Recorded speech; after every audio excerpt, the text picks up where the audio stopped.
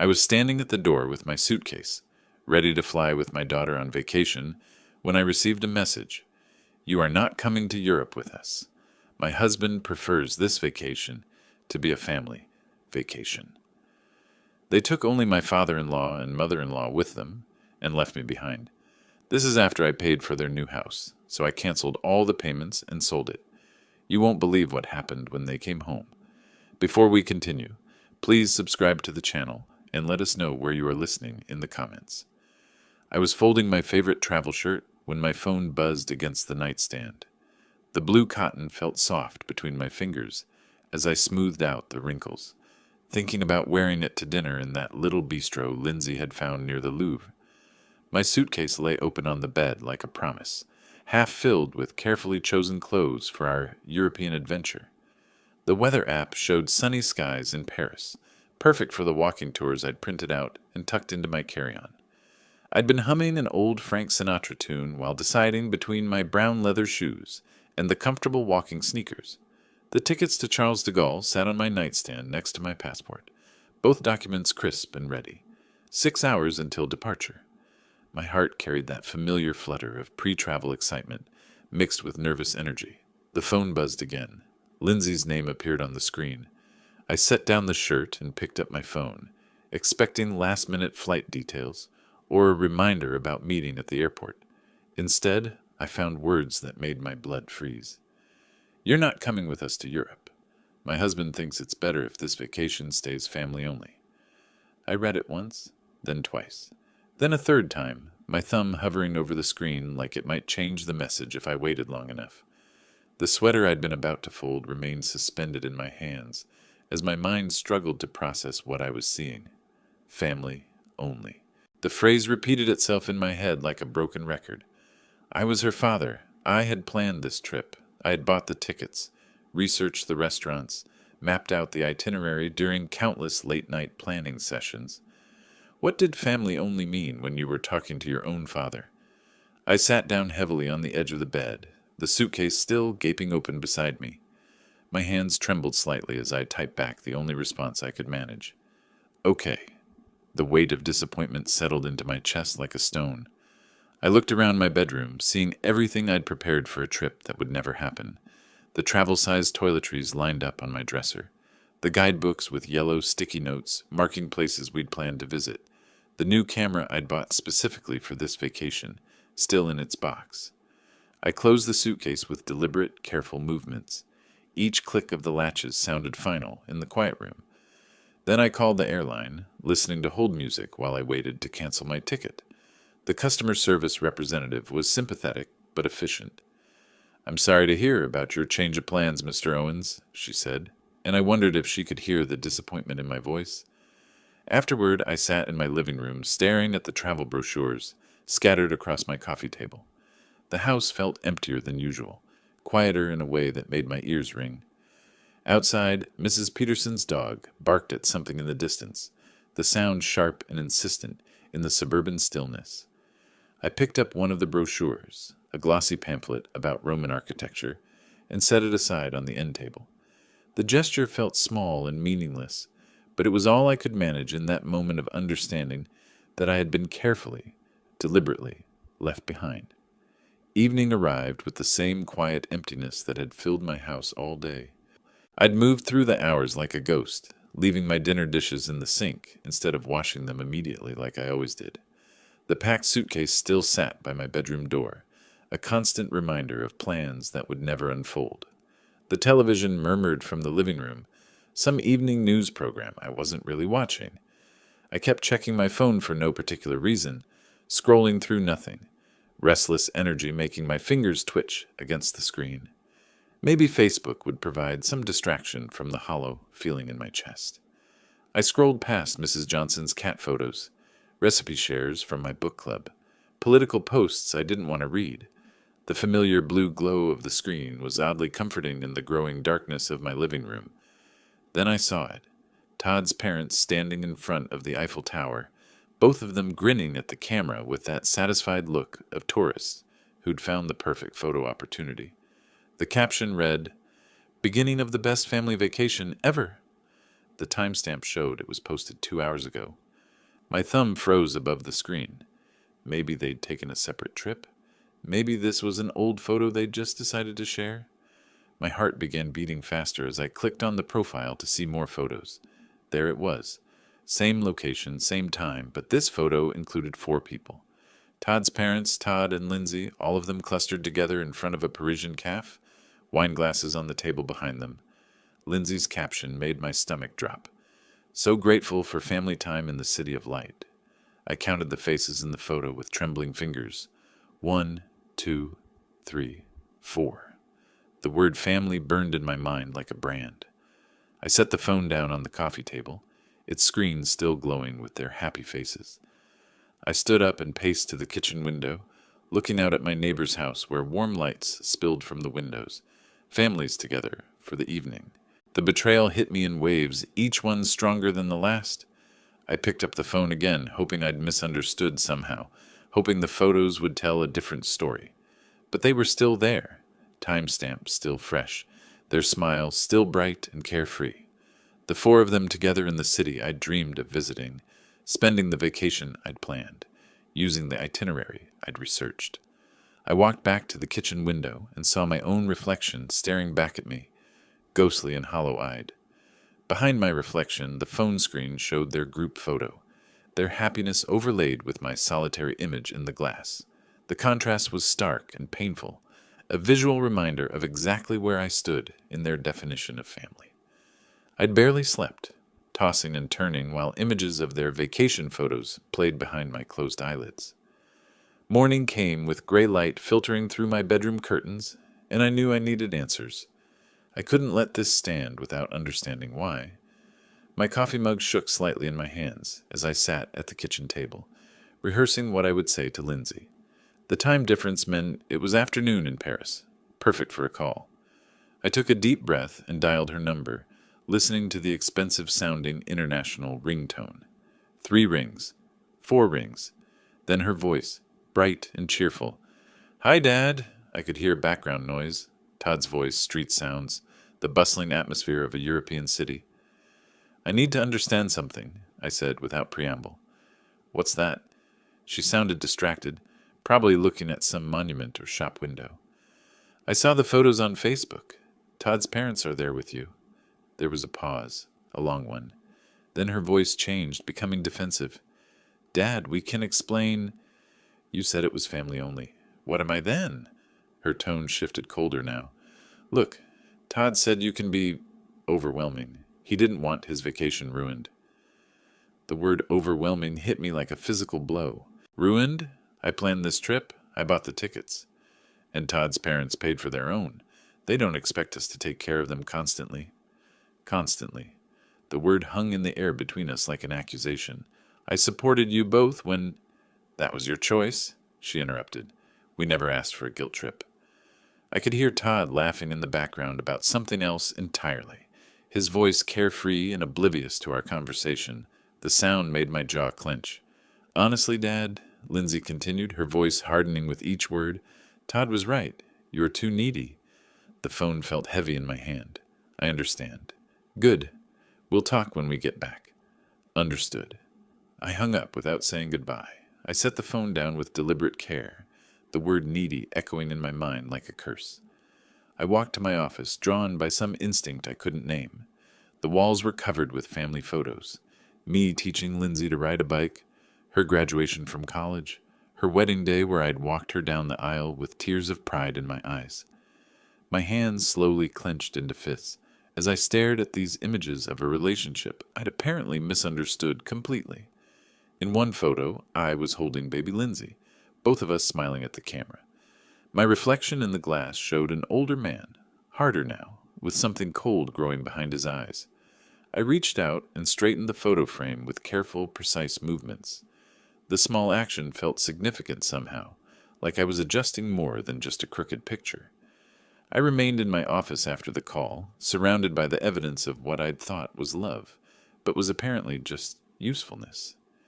Each photo on the wall told a story I was only now beginning to understand properly. The wedding photo where I walked Lindsay down the aisle. I'd paid $30,000 for that day, every detail perfect because I wanted her to be happy. The college graduation picture. I'd covered her student loans when Todd couldn't find work after his own graduation. The house hunting photos scattered across my desk.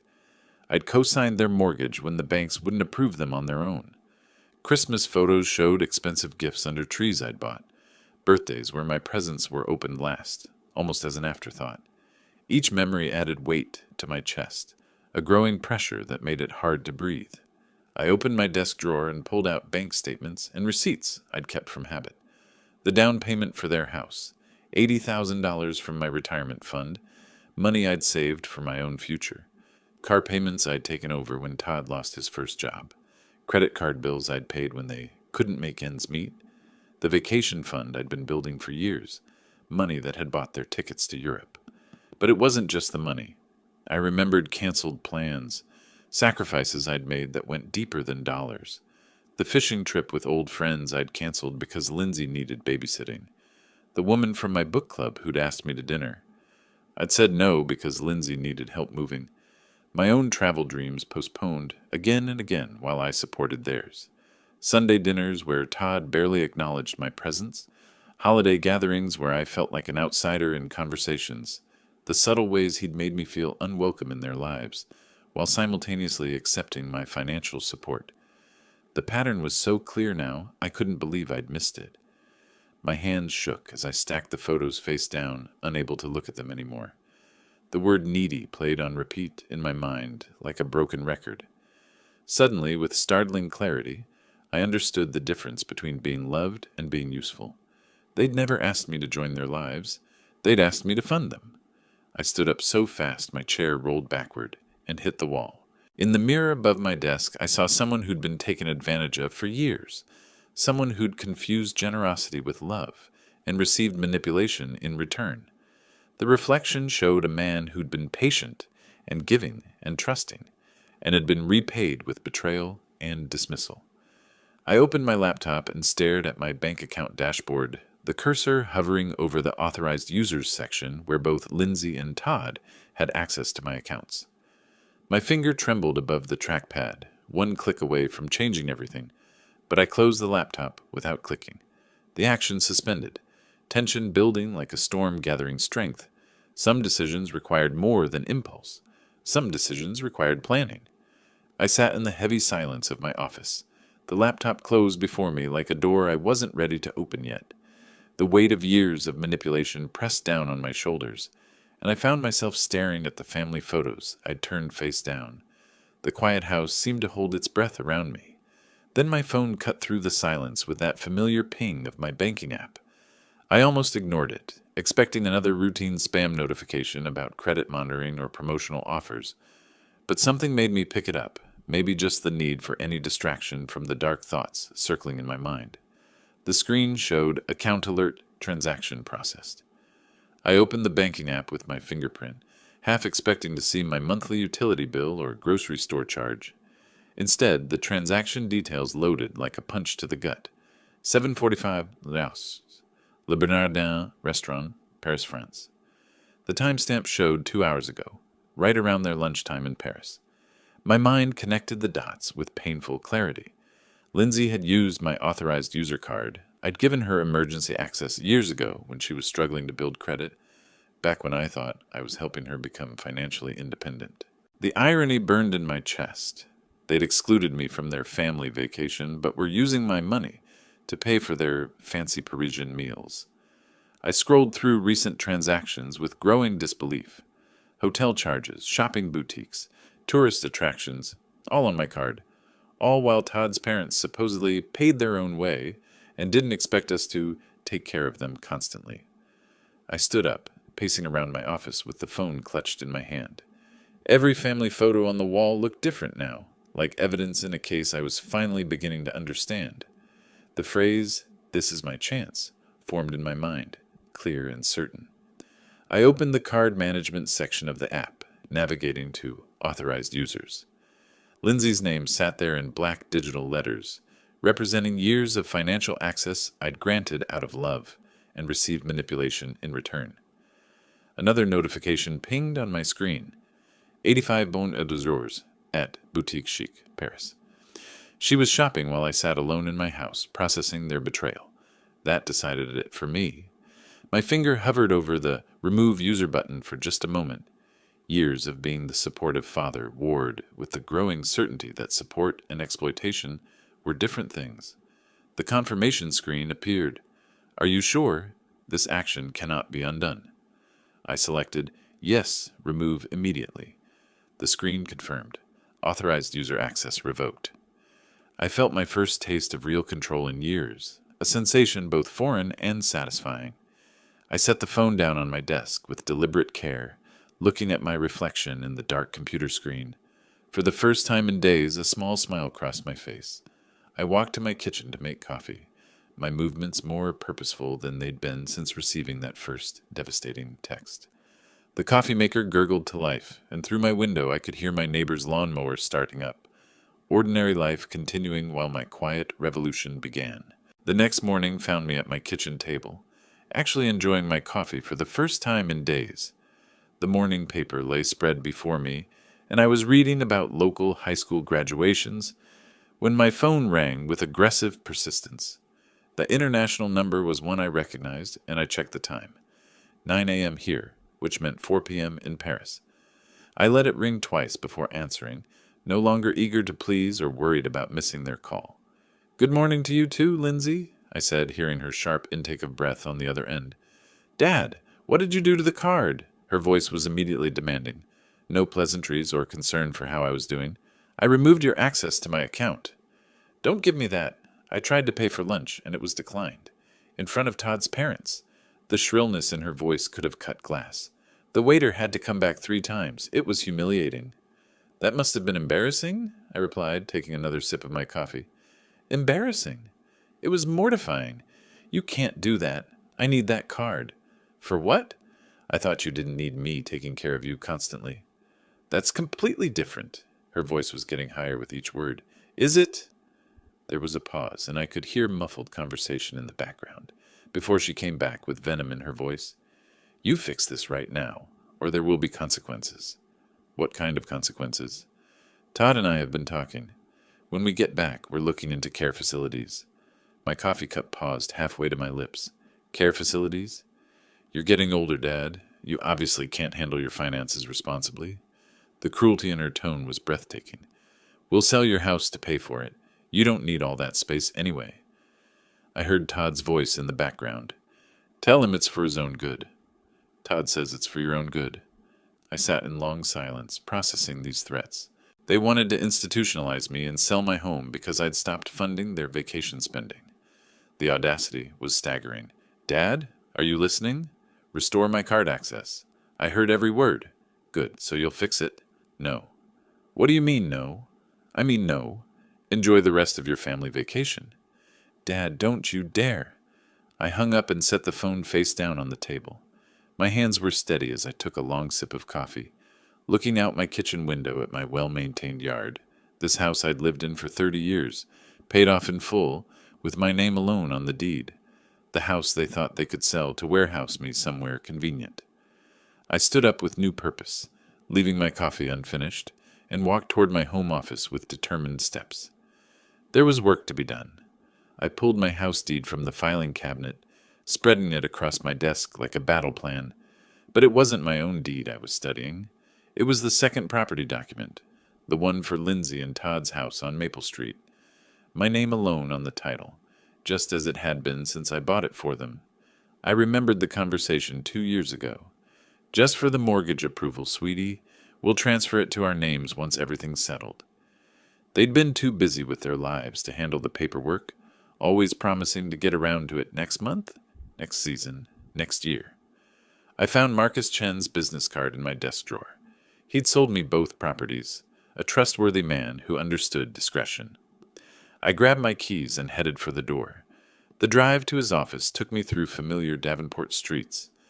Mrs. Patterson waved from her garden as I backed out of my driveway, her friendly gesture a reminder of the ordinary morning this appeared to be. 20 minutes later, I parked at Chen Real Estate, housed in a converted Victorian that Marcus had restored with obvious care. Marcus looked up from his computer as I entered, surprise and pleasure crossing his features. Gary, Good to see you. How's retirement treating you? I need to sell the Maple Street property, quickly. He paused, his experienced eyes reading something in my expression. The house you bought for Lindsay, is everything all right? Everything's fine. I just need it sold. What's the market like? Marcus turned to his computer, pulling up comparable sales with professional efficiency. Market's hot right now. Properties like that, in that neighborhood, 180,000, maybe 90,000. The number hit me with satisfaction. I'd paid $130,000 2 years ago. How quickly are we talking? Marcus asked. As soon as possible. Price it to move. He pulled out listing paperwork, property inspection schedules, his movements practiced and reassuring. We'll need photos, maybe some staging. I can have my team there tomorrow. The house is currently occupied. Oh, will Lindsay be handling the showings? Lindsay's in Europe. I have keys. Marcus looked slightly confused, but professionally accepting. We discussed listing price, commission, closing timelines. I signed the listing agreement, my signature firm and decisive. I'll start marketing immediately, Marcus said. In this market, we could have offers within days. We shook hands, and I appreciated his professionalism, the way he asked no unnecessary questions. Walking back to my car, I felt lighter than I had in days.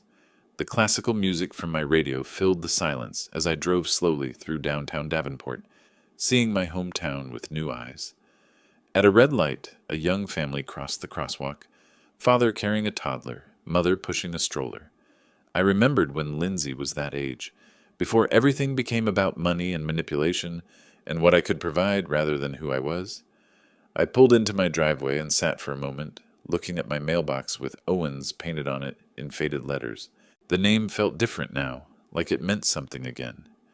I walked up my front steps, keys jingling in my hand, a sound that promised more changes were coming.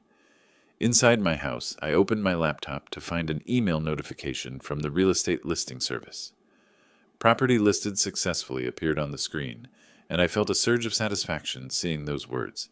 But there was more work to be done. I opened a new browser tab and searched Moving Services Davenport, Iowa.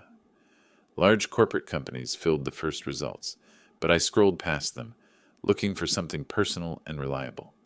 I found Dave's Honest Moving, a small operation with good reviews, family-owned for 15 years, the kind of business where you talk to the owner, not a call center. I dialed the number, hoping for exactly that. Dave's moving. This is Dave. The voice was deep, straightforward, no corporate script. I need help moving some belongings tomorrow. It's a time-sensitive situation. What kind of timeline are we talking about? Tomorrow morning, if possible. It's a full house worth of items. Where are we moving from and to? Dave asked. I gave him Lindsay's address, explaining that everything needed to go to storage. Storage unit lined up? He asked, and I realized I needed to arrange that too. I can recommend secure storage on Brady Street, Dave continued. Work with them all the time. Want their number? Within minutes, I had Janet from Secure Storage on a three-way call, discussing logistics. For a full house, you'll want at least a 10x20 unit, Dave advised. First month paid in advance. That's $120, Janet added. I'll take it. Could someone meet us there tomorrow? Back on the phone with Dave, we finalized the details. My truck and two guys, we can start at 8 a.m. What's the address again? I provided Lindsay's Maple Street address, adding, The residents are out of town. I prefer to have everything done before they return. Understood. Family situation? Dave's tone suggested he'd navigated these waters before. Something like that. Been there myself. Will be efficient and respectful. After ending the calls and paying for storage online, I made myself dinner with an appetite I hadn't felt in days. I set my alarm for 6:30 a.m., earlier than my usual retirement schedule, and laid out work clothes, my old jeans and boots from my contracting days, before I'd become someone who funded other people's dreams instead of pursuing his own. I sat in my living room watching the evening news with different attention. The weather forecast promised clear skies, perfect for moving. Everything was falling into place with a precision that felt both satisfying and inevitable. That night, I double-checked that my phone was charging, setting it on my nightstand next to a glass of water. In the bathroom mirror, brushing my teeth, I saw someone I barely recognized, Someone ready for action, someone who'd stopped waiting for permission to take control of his own life. I arrived at the Maple Street property at 7:45 a.m., 15 minutes early, as was my habit. The familiar house looked different to me now, not my daughter's home, but simply a property that needed to be cleared. Dave's moving truck was already parked outside, engine running, exhaust visible in the crisp morning air. Dave emerged from the cab as I pulled up, a sturdy man in his 50s with the practical demeanor of someone who'd handled countless family situations without judgment. His two crew members, younger guys in matching company shirts, were already unloading equipment with efficient movements. "Mr. Owens?" Dave extended a work-roughened hand. "Ready to get started?" I unlocked the front door with my spare key, the house silent and empty in a way that felt appropriate. We walked through room by room, Dave assessing furniture and personal items with a professional eye. "This is going to take about 3 hours, maybe 4 with the heavy pieces," he said, making notes on his clipboard. I pointed out what belonged to Lindsay and Todd, which was everything. The expensive sectional sofa I'd bought them last Christmas, Todd's elaborate home office setup with gaming equipment, Lindsay's extensive wardrobe that filled 2 walk-in closets. The crew started with boxes from the bedrooms, wrapping and labeling with systematic care. I insisted on helping, despite Dave's protests about liability.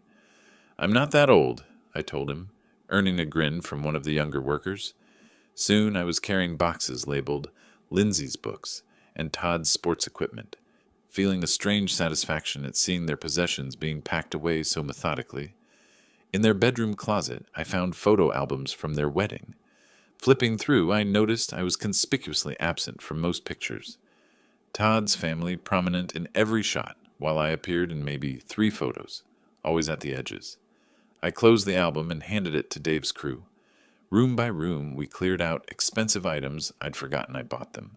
Designer handbags, electronics, the leather dining set I'd purchased for their first anniversary. My back started to ache, but I pushed through, driven by a purpose I hadn't felt in years. In what would have been a future nursery, I found baby furniture they'd optimistically assembled for grandchildren that never came. For a moment, doubt crept in. Was I being too harsh? Then I found Todd's credit card statements showing luxury purchases while they claimed poverty to me, and the doubt evaporated completely. "You okay, Mr. Owens?" Dave asked, noticing my pause. "Just memories. Keep going." By 11:30 a.m., we finished our final walkthrough of the empty house.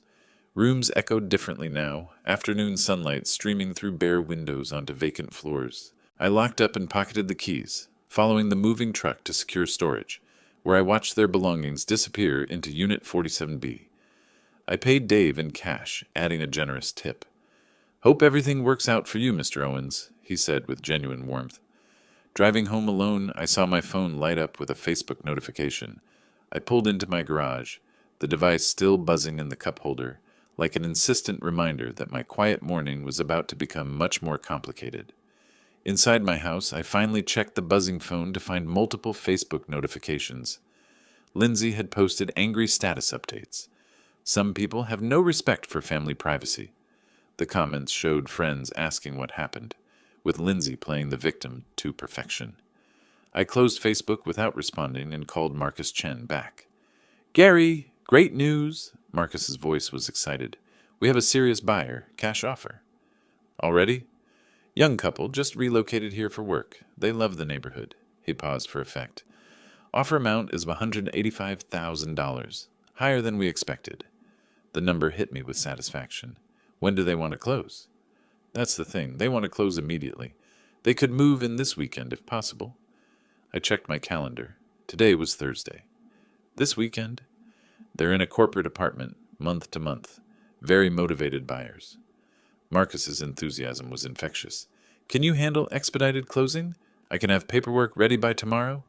"Make it happen." Friday morning found me at the title company office, signing papers with methodical precision. I met the buyers, Michael and Sarah Thompson, early 30s, the kind of hopeful young couple that reminded me of Lindsay and Todd before cynicism took hold.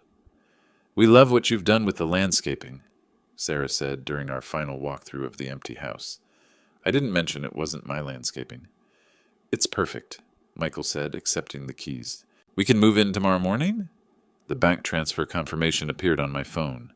$185,000 minus realtor fees equaled $172,500 profit. I'd turned my gesture of paternal love into a solid business win.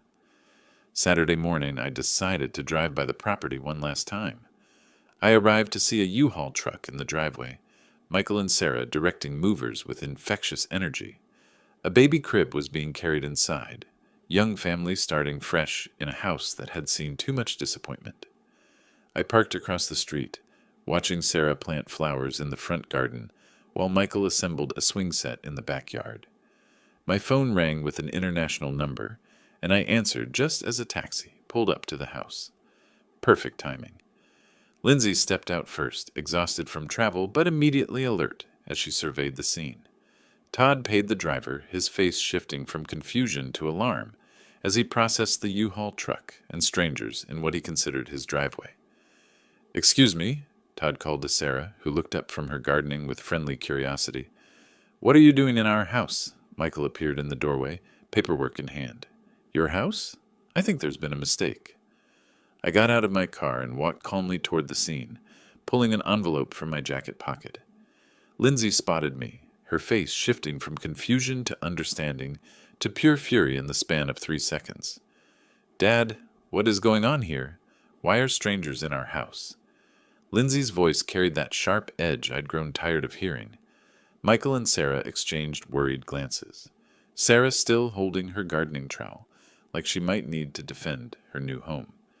"Sir, I don't know who you are," Todd said to Michael, "but you need to move your belongings out immediately."